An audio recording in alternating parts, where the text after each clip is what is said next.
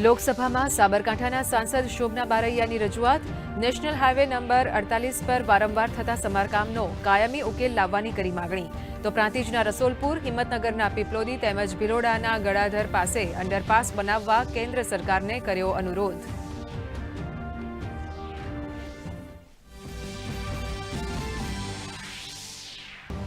ડાંગ નવસારીના પર્યટન સ્થળોને સ્વદેશ દર્શન યોજનામાં સમાવવા અંગે લોકસભામાં વલસાડના સાંસદ ધવલ પટેલે પૂછ્યો પ્રશ્ન। ઉનાઈ માતા મંદિર શબરીધામ સહિતના સ્થળોને યોજનામાં સમાવવા કરી માંગ। પ્રસ્તાવ અંગે ચોક્કસ દિશામાં આગળ વધવા અંગે કેન્દ્રીય મંત્રીની બાહેંધરી।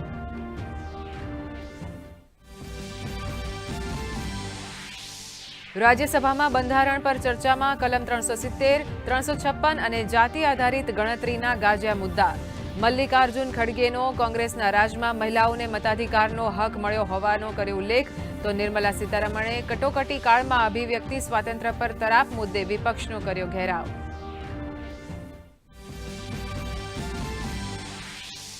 સંરક્ષણ સહયોગ કરારને ટૂંક સમયમાં અંતિમ રૂપ અપાશે।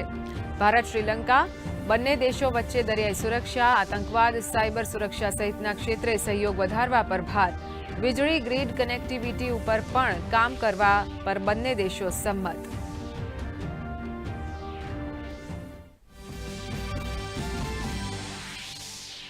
ભાદર 1 ડેમમાંથી છોડાયું રવિ પાક માટે પિયત પાણી। 150 ક્યુસેક મીટર પાણી છોડાતા જેતપુર, ધોરાજી, ઉપલેટા અને જૂનાગઢ જિલ્લાના કુલ 46 ગામોને થશે લાભ। 8500 હેક્ટર વિસ્તારમાં જમીનને મળશે સિંચાઈનું પાણી।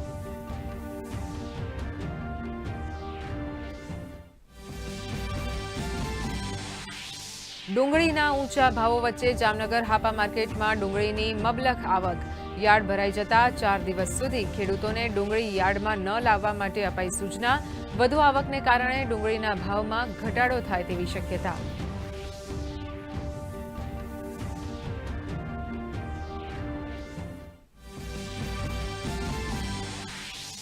રાજ્યભરમાં ઠંડીમાં આંશિક રાહત। નલિયામાં 7.8 ડિગ્રી લઘુત્તમ તાપમાન તો કચ્છ અને સૌરાષ્ટ્રમાં આજથી 2 દિવસ કોલ્ડ વેવની આગાહી।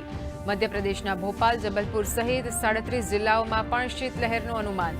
પહાડી વિસ્તારોમાં બરફવર્ષાને કારણે ઉત્તરના રાજ્યોમાં હાડ થીજવતી ઠંડી।